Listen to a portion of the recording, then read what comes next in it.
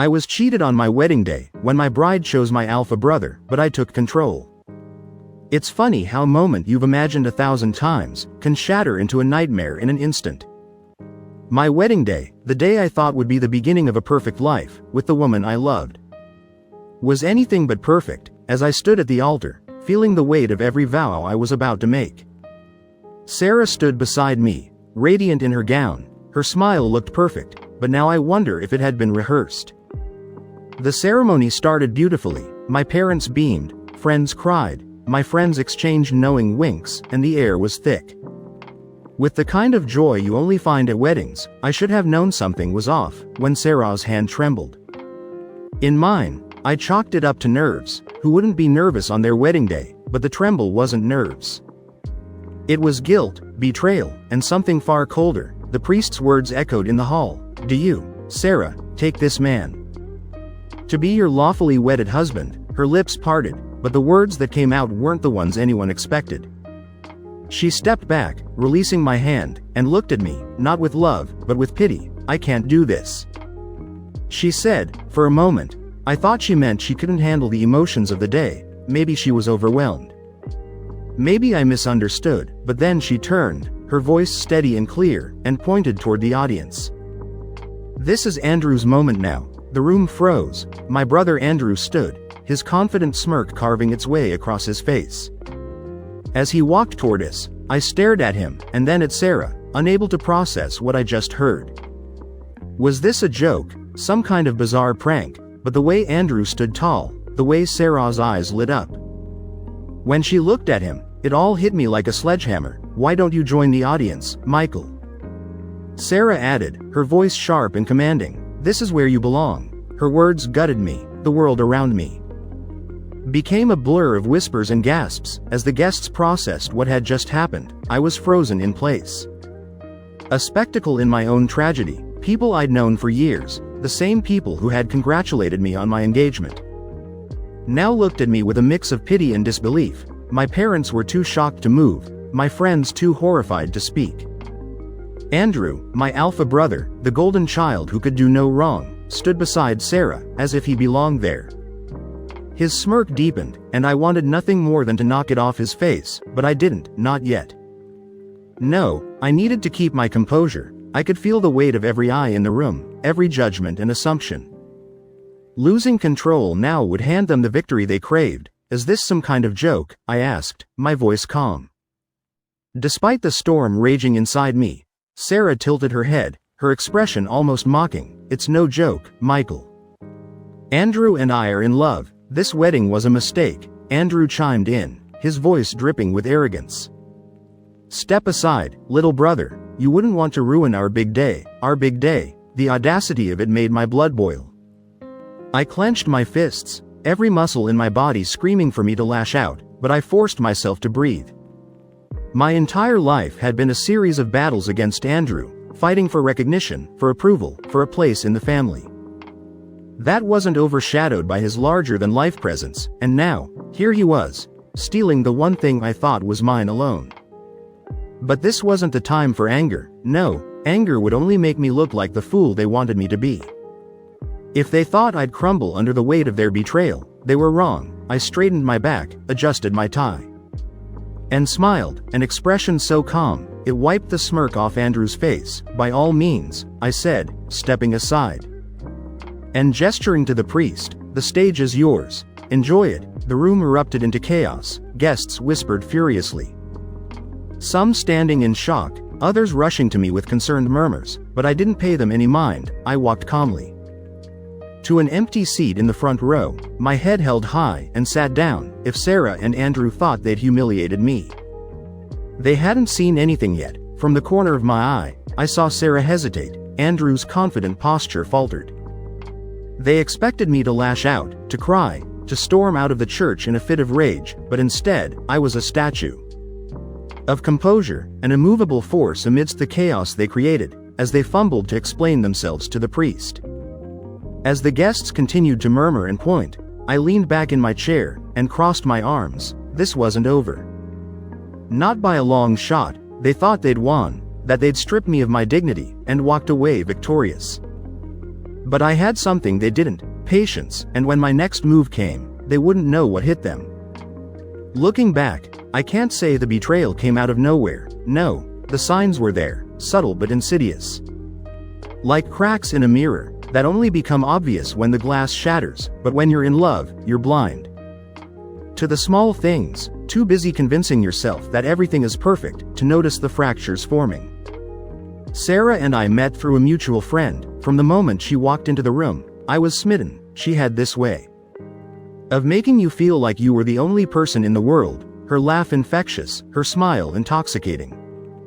I fell hard, and before long, she was the center of my universe. My friends warned me that things were moving too fast, that Sarah was too good to be true. I brushed them off, calling them jealous or overprotective. I trusted her completely.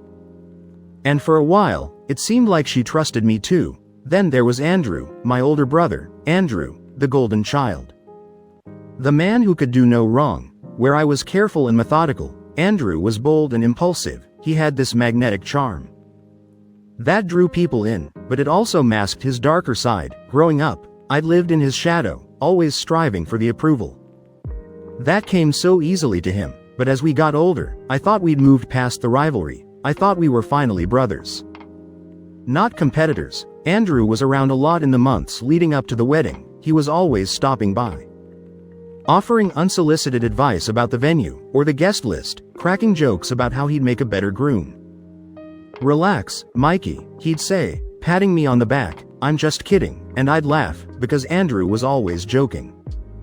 At least, I thought he was, but there were moments that didn't sit right with me, moments when I'd catch him and Sarah exchanging looks, or laughing about something I wasn't in on. I told myself I was imagining things. Sarah loved me. Andrew was my brother. Why would they ever betray me? The truth started to creep in slowly, like shadows stretching at dusk. Sarah began acting distant, her excuses for avoiding me piling up. "Work's been crazy," she'd say, or, "I just need some space to decompress." I wanted to believe her, to trust that she was just stressed about the wedding, but the way she looked at me, it wasn't the same. Her smile no longer reached her eyes, and her touch felt like an obligation, rather than a desire. Andrew's behavior changed too. He stopped with the jokes, and started offering Sarah more attention than I was comfortable with. At family dinners, he'd pull out her chair, or pour her wine, small gestures that shouldn't have meant anything, but did. When I confronted him about it, he laughed it off. "You're being paranoid, little brother," he said, his grin smug and unbothered.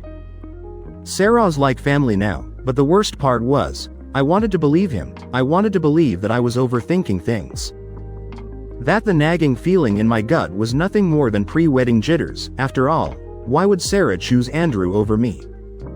We were planning a life together. She loved me, or at least she said she did. Then came the night before the wedding. Sarah was out with her bridesmaids, celebrating her last night as a single woman. I stayed home, going over the vows I'd written, and double-checking the details for the big day. Andrew dropped by, unannounced, a bottle of whiskey in hand, and a smug look on his face. "One last drink before you're a married man," he said, pouring us each a glass. We sat in silence for a while, the tension between us palpable. I wanted to ask him about Sarah, about the strange moments I'd noticed, but I didn't. Maybe I was afraid of what he'd say. Maybe I didn't want to give voice to my doubts. Instead, I raised my glass and said, "Here's to tomorrow." Andrew clinked his glass against mine, his smirk widening. "To tomorrow," he said, but there was something in his tone, something that made my stomach churn. It wasn't a toast. It was a promise. That night, I barely slept. Every time I closed my eyes, I saw Sarah and Andrew, their faces too close, their laughter too intimate. My mind raced with questions, doubts, and fears, but I told myself I was being ridiculous. Tomorrow would be perfect. Sarah and I would say our vows, and all of this uncertainty would fade away, but deep down, I knew. I didn't want to admit it, even to myself, but I knew. The cracks in the mirror were no longer invisible. They were spreading, threatening to shatter everything I thought I knew, about love, trust, and family. The night before my wedding should have been a time of excitement, maybe even a few last-minute nerves. Instead, it became the moment everything I thought I knew unraveled. It was late, the kind of late where silence fills every corner. Of the house, I was alone, sitting at the dining table, staring at the vows I'd written for Sarah. They felt like lies now. Every promise a hollow echo of something I wasn't sure existed anymore. I tried to shake off the feeling, the nagging unease. That had been building for weeks. Maybe I was overthinking things, letting the stress of the wedding get to me. But as much as I wanted to dismiss it, the doubts gnawed at me, relentless and cruel. My phone buzzed, a simple notification. Sarah had left hers behind earlier, in her rush to meet her bridesmaids. I don't know what made me pick it up. Maybe it was the universe nudging me, or maybe it was just that little voice inside me, screaming for answers.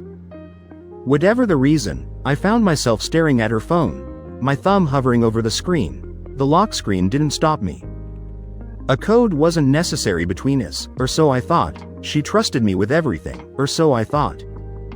The moment the messages opened, I realized trust had been a one-sided affair. There it was, in black and white. Messages between Sarah and Andrew, messages that weren't just flirtatious or inappropriate. No, these were confessions of love. Of passion, of a betrayal so deep, it felt like a knife twisting in my chest, with every word I read. "Can you believe how easy it's been?" Sarah had written. "He suspects nothing. Tomorrow it'll all fall into place." Andrew's response hit harder than I could have imagined. Of course, he's always been predictable, so desperate to be loved. "This is our moment, Sarah. After tomorrow, he's out of the picture, and it's just us." But the one that shattered me completely. "I can't wait to see his face when he realizes. It'll be perfect, perfect." The word echoed in my mind, mocking me. My wedding day, the moment I dreamed about, wasn't meant to be a celebration of love. It was a spectacle of humiliation. A stage where I was the unknowing fool. I wanted to stop reading, to throw the phone across the room, and pretend I hadn't seen it. But my hand refused to let go, and my eyes refused to stop. There were more messages, ones that made it clear just how long this had been going on. Sarah and Andrew weren't a recent fling. They'd been planning this for months. Every kiss, every whispered "I love you," every shared moment between Sarah and me, had been a lie, a distraction. While she plotted her betrayal, then I saw it, the message that left no doubt about the depth of their cruelty. "Once we're married, his money will make everything easier. He's the stepping stone to the life we deserve." My money, my love, my trust, all tools in their twisted game. They turned my life, my future, into nothing more than a means to their selfish ends. For a moment, I couldn't breathe. The weight of their betrayal crushed me, pressing down until I thought I'd collapse under it. My mind raced with questions. How long had they been lying to me? Why would Sarah agree to marry me if she didn't love me? Was Andrew's presence in my life always a shadow? A reminder that I'd never be enough. Anger bubbled beneath the surface, hot and furious, threatening to consume me. But I couldn't let it take over, not yet. If I confronted them now, they'd find a way to twist it, to make me look like the bad guy. No, I needed to be smarter than that. I needed a plan. I set the phone down, my hands trembling, and took a deep breath. They thought they'd won, that their betrayal was a secret they'd carry to the altar and beyond. But they underestimated me. They saw me as the younger brother, the pushover, the one who always came second. They thought I'd break under the weight of their lies, but they didn't know me as well as they thought. I stayed up the rest of the night, my mind spinning with ideas. Confronting them would be too easy, too quick. They needed to feel what I felt: confusion, humiliation, and the sharp sting of betrayal. And the wedding, that would be my stage, not theirs. If they wanted a spectacle, I'd give them one. By the time the sun rose, I had a plan. It wasn't perfect, but it didn't have to be. All it needed to do was show them that they'd picked the wrong person. To underestimate, I wasn't the fool they thought I was, and by the time the day was over, they'd know it. As I put on my suit, I stared at my reflection in the mirror. I didn't see the man I was yesterday. The hopeful groom, excited for his future. That man was gone, replaced by someone colder, sharper, and more determined. Today wasn't just my wedding day, it was the beginning of my revenge. The morning of my wedding started like any other. The sky was clear, the sun shone brightly, and the air carried the crisp excitement of new beginnings. But for me, there was no joy. Beneath my polished suit and steady smile, a storm raged, hidden from everyone. this wasn't a wedding day. It was the battleground where I would reclaim my dignity. I arrived early at the venue, greeted by family and friends, who were oblivious to the turmoil inside me. They smiled, they laughed, they congratulated me. I returned their kindness with practiced ease, nodding at their well wishes, while my mind replayed the messages I had read the night before. I wondered how many of them had seen it too. How many had known about Sarah and Andrew's betrayal? The thought made my stomach churn, but I shoved it aside. Today wasn't about them. It wasn't even about Sarah or Andrew. It was about me, taking control of a story they thought they could write. Sarah arrived shortly after, glowing in her wedding gown, her veil framing a face that now seemed unfamiliar. How could someone who looks so angelic carry such darkness in her heart? She smiled at me as she walked down the aisle, and I matched her expression, knowing my calmness would unsettle her more than any outburst could. She didn't know I'd seen the messages. She didn't know what I had planned, and that ignorance was my weapon. The ceremony began, the priest's voice filling the room with words that once held meaning for me, but now felt like hollow echoes. I could feel Sarah's hand in mine, steady and soft, a stark contrast to the trembling anger I suppressed. Andrew sat in the front row, his smug grin barely concealed. As he watched the proceedings, I could almost hear his thoughts. Just a little longer, Michael, soon it'll all be over. The priest turned to Sarah. Do you, Sarah, take Michael to be your lawfully wedded husband? Her hesitation was barely noticeable, but I caught it. She glanced at Andrew, and that split second was enough to confirm everything I already knew. She opened her mouth, but the words that came out weren't the ones anyone expected. I can't do this. The room froze. My heart should have shattered, but it didn't. I'd been preparing for this moment all night, and the chaos that followed was exactly what I was counting on. Whispers rippled through the crowd, guests exchanging stunned glances. As Sarah stepped back, releasing my hand, I'm sorry, Michael, she said, though there wasn't a shred of remorse in her tone. Her eyes darted to Andrew, who stood from his seat like a king ascending his throne. This is Andrew's moment now. The gasps were audible, a wave of shock washing over the audience. As Andrew walked toward us, his confidence was palpable, his smirk infuriating. He placed a hand on Sarah's back, pulling her close in a show of possession that made my blood boil. Why don't you join the audience, little brother? Andrew said, his voice dripping with mockery. This is where you belong. Sarah nodded, her gaze meeting mine with an unsettling mix of pity and arrogance. It's true, Michael, Andrew and I are in love.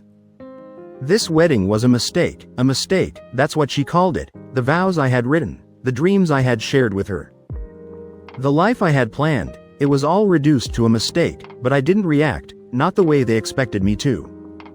I didn't shout, didn't argue, didn't crumble under the weight of their betrayal. Instead, I smiled. By all means, I said, stepping aside and gesturing toward the altar. The stage is yours. The room erupted into chaos. Guests whispered furiously, some standing in disbelief, others rushing toward me with concerned murmurs. I ignored them, walking calmly to an empty seat.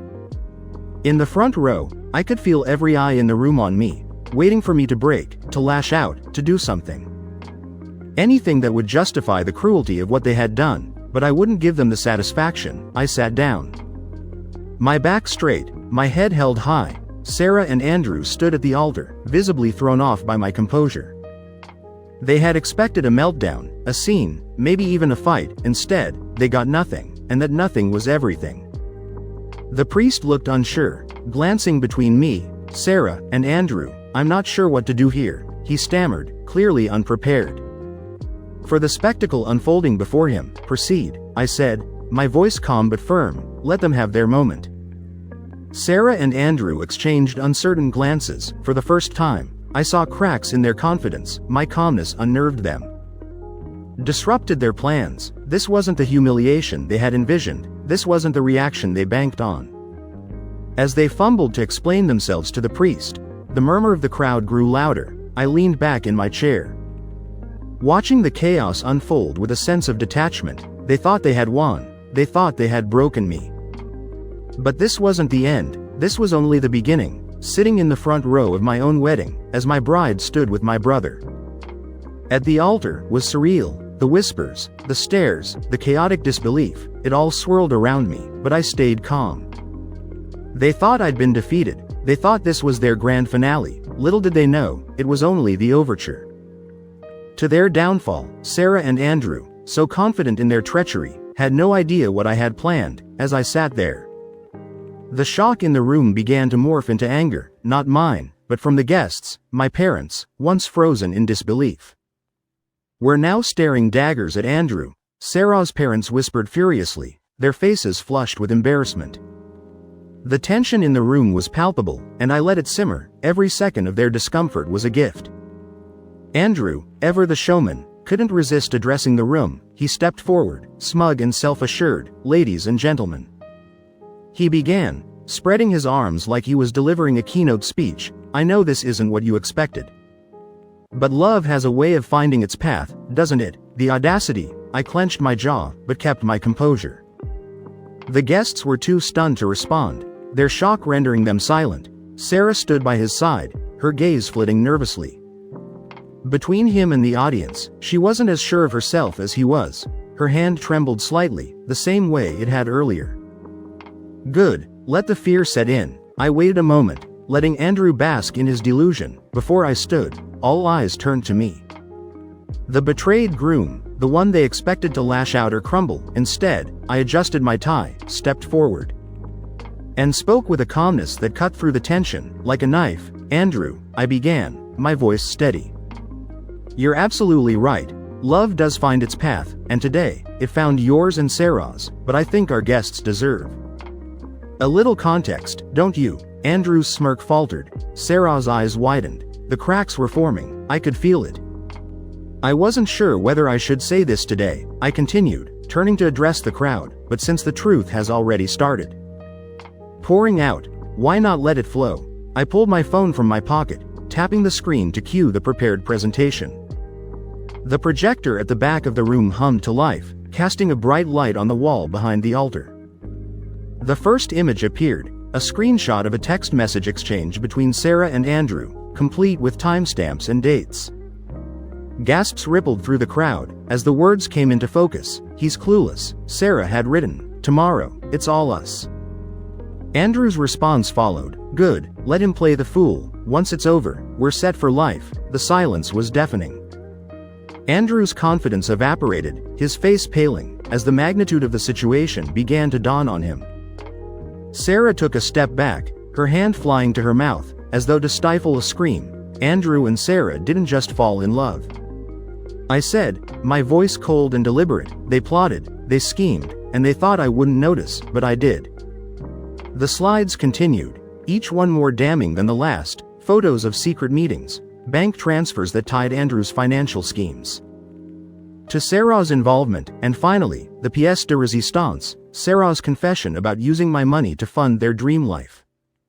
This wedding wasn't about love, I said, turning to face them directly. It was about greed, about betrayal, and about two people who thought they could manipulate me, use me, and discard me like yesterday's trash.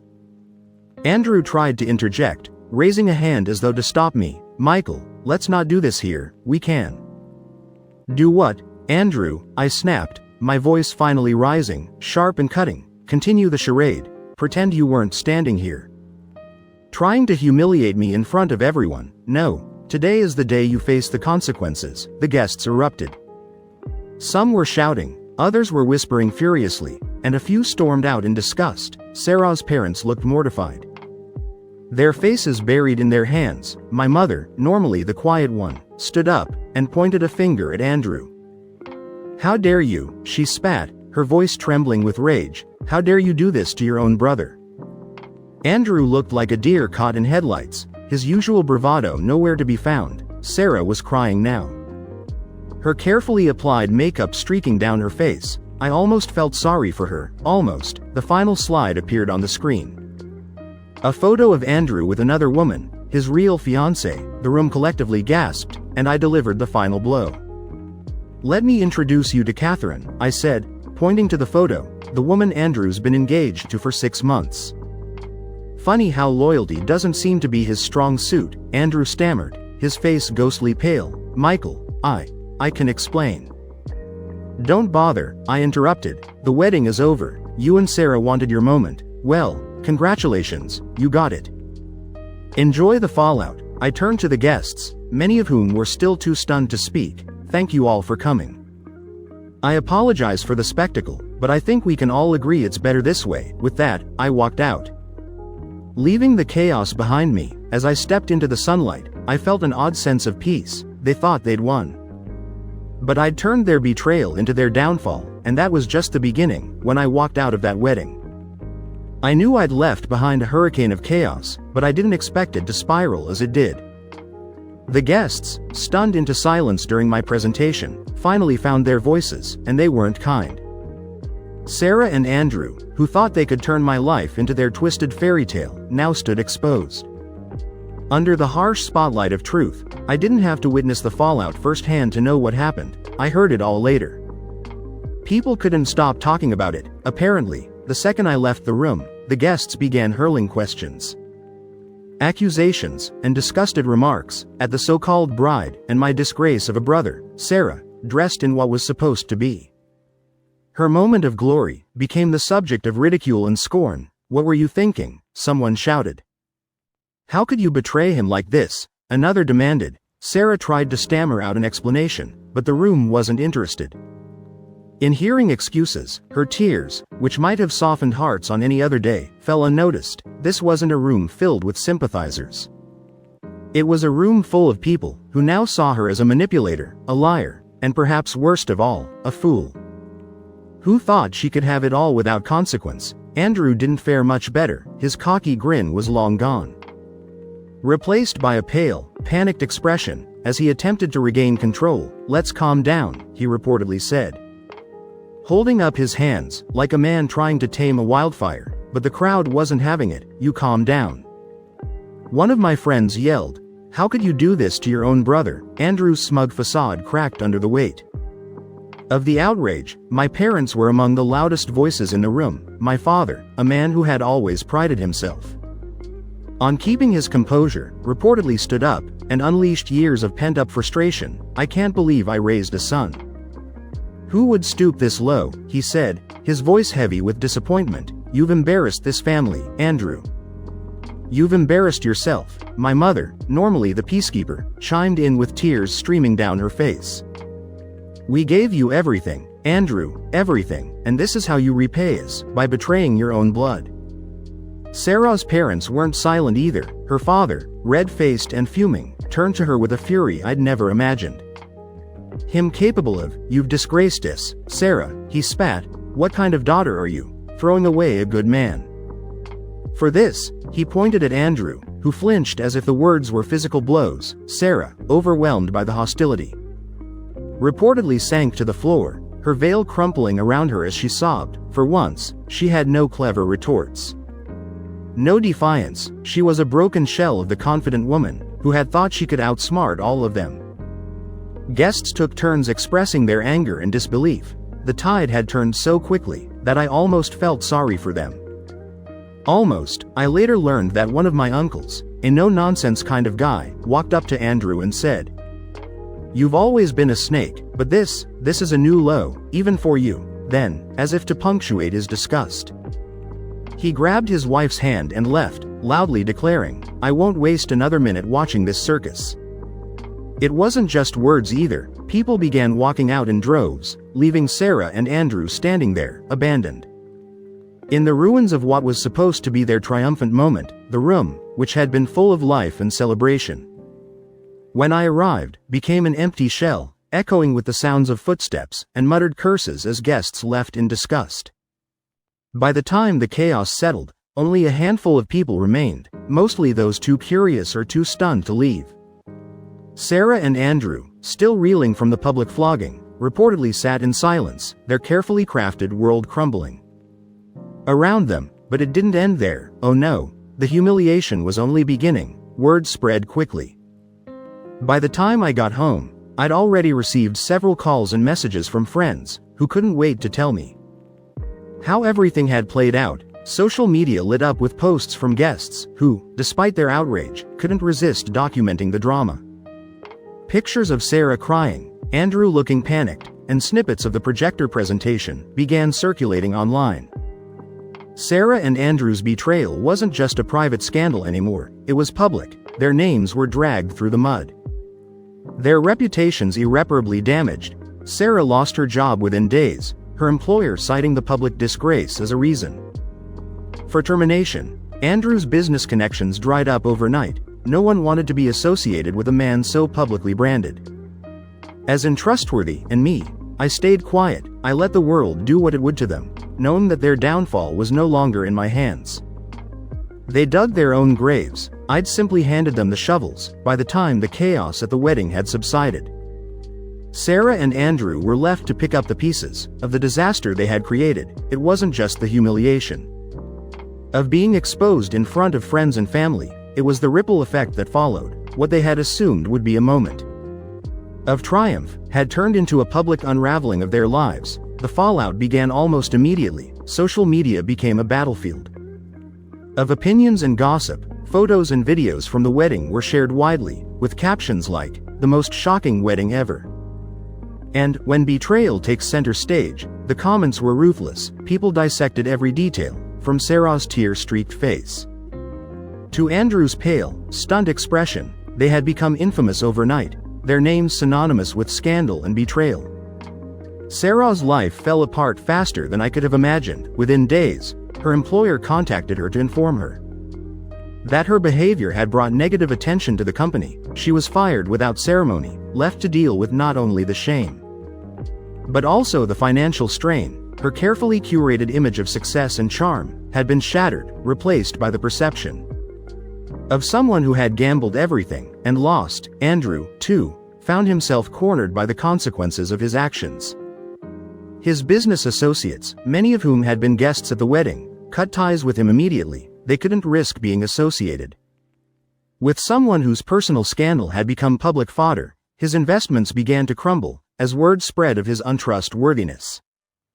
Deals fell through, clients pulled out, and creditors started calling. Andrew, who had always been the golden child, was now tarnished beyond repair. The fallout wasn't limited to their careers. Their social circles disintegrated as well. Friends who had once celebrated their charisma and charm turned their backs on them. Invitations to events stopped coming. Sarah and Andrew became pariahs.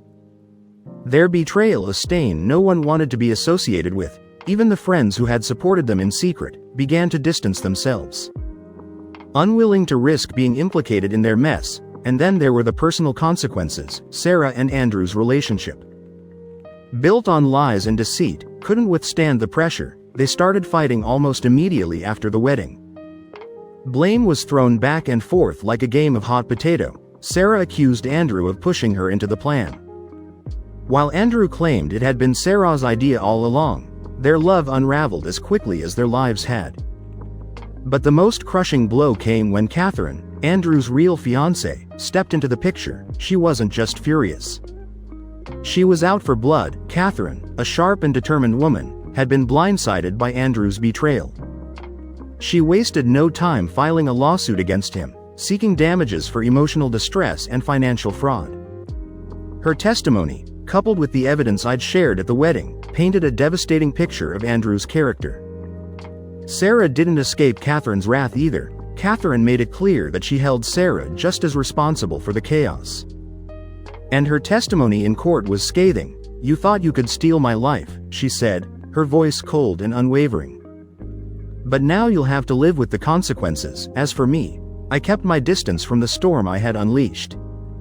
I focused on rebuilding my life, but I couldn't help but hear about the fallout." People kept calling, eager to share the latest updates on Sarah and Andrew's downfall. It wasn't out of malice that I listened, it was closure. Every new piece of information was a reminder that I'd made the right decision to expose them. One day, Sarah showed up at my door. She looked nothing like the confident woman I had once known. Her eyes were hollow, her posture defeated. She begged for a chance to explain, to apologize, to make things right. "Michael, I made a mistake," she said, her voice trembling. "I let greed and Andrew blind me. Please, I'm sorry." I stared at her, feeling a mix of anger and pity. She had been a part of my life, someone I'd loved and trusted, but her betrayal wasn't something I could forgive. "Not now, maybe not ever, Sarah," I said, my voice steady. "You didn't just betray me, you destroyed the trust we built. And for what? A fantasy that fell apart the moment it began. I can't fix what you broke, and I won't try." Andrew never came to see me. He didn't have the courage. The last I heard, he had fled the city, leaving Sarah to deal with the aftermath alone. His debts continued to pile up, and with no allies left, he was forced to sell off what little he had, to avoid legal action. The man who had always lived for the spotlight was now hiding in the shadows. As time passed, the story of Sarah and Andrew became a cautionary tale. People whispered about them at parties, used their names as warnings against greed and betrayal. They had become the architects of their own misery, and their lives would never be the same. And me, I moved on, stronger and wiser than before. Their betrayal had hurt me, yes, but it had also taught me the value of resilience. I wasn't defined by what they did to me. I was defined by how I rose above it, and as I closed that chapter of my life, I knew one thing for certain. The best revenge wasn't just their downfall, it was my success. In the days and weeks that followed the wedding, I felt like I was standing on the edge of a battlefield, surveying the ruins left behind, the chaos, the betrayal, and the humiliation. They were all in the past now, but their echoes lingered. Yet, instead of feeling defeated, I felt lighter. It was as if the weight of Sarah and Andrew's lies had been lifted from my shoulders, and for the first time in months, I could finally breathe. The road to recovery wasn't easy. At first, the anger was all-consuming. Every time I closed my eyes, I saw their faces, Sarah's look of pity, Andrew's smug grin. But as the days turned into weeks, the anger gave way to something else, clarity. I started to realize that their betrayal, as painful as it was, had been a blessing in disguise. They hadn't destroyed me, they'd freed me. I spent a lot of time reflecting on what had happened, trying to understand how I could have missed the signs. There were moments of self-doubt, times when I questioned my judgment and wondered if I'd been too trusting, too naive. But I also realized that their actions said more about them than they did about me. Sarah and Andrew had chosen deception and greed, and their choices had led them to ruin. I wasn't responsible for their downfall. They were. In the aftermath, life moved on, though not without its challenges. The public spectacle of the wedding meant that I couldn't completely escape the whispers and stares. People would approach me with awkward smiles, offering sympathy or expressing their shock at what had happened. Some even congratulated me for the way I'd handled it, calling me brave or strong. I appreciated their words, but what they didn't realize was that my strength didn't come from the exposure. It came from surviving it. Professionally, things took an unexpected turn. News of the wedding fiasco spread far beyond the guests who had witnessed it, and while I feared it would damage my reputation, the opposite happened. Clients and colleagues respected the way I had confronted the betrayal head-on. They saw me as someone who could handle adversity with grace. And in some strange twist of fate, my career thrived because of it. Meanwhile, Sarah and Andrew's lives continued to unravel. Sarah, once the picture of confidence and charm, became a shadow of her former self. She tried to apologize again, sending me letters and messages that I never responded to. Her words were filled with regret, but they couldn't undo the damage she'd caused. Andrew, on the other hand, disappeared completely. He had fled the city, his debts mounting, and his reputation in shambles. The man who had once lived for the spotlight was now hiding from it. One day, as I was organizing my apartment, I came across the vows I had written for Sarah. I held the paper in my hands, reading the words that had once meant so much to me. They felt foreign now, like a relic from a different life. Without hesitation, I crumpled the paper and tossed it into the trash. It wasn't an act of bitterness, it was a symbol of letting go. The real turning point came when I decided to focus on myself. For years, I had been living in the shadows of others, Andrew's shadow, Sarah's expectations. And it was time to step into the light. I threw myself into my work, took up hobbies I'd abandoned, and reconnected with friends I hadn't seen in ages. Slowly, but surely, I began to rebuild, not just my life, but my sense of self-worth. Looking back, I realized that the greatest victory wasn't in exposing Sarah and Andrew, or watching their lives fall apart. It was in rediscovering my own strength. They had tried to tear me down, but all they'd done was show me what I was capable of. Their betrayal had been a fire, and I had walked through it, emerging stronger on the other side. I won't lie and say there aren't scars. Betrayal leaves its mark, and trust isn't something I give lightly anymore, but those scars are a part of me now.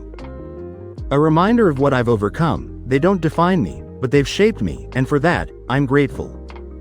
In the end, the story of Sarah and Andrew became a distant memory, a tale people whispered about at parties, or used as a cautionary example, but for me, it was more than that. It was the moment I stopped being a passive participant.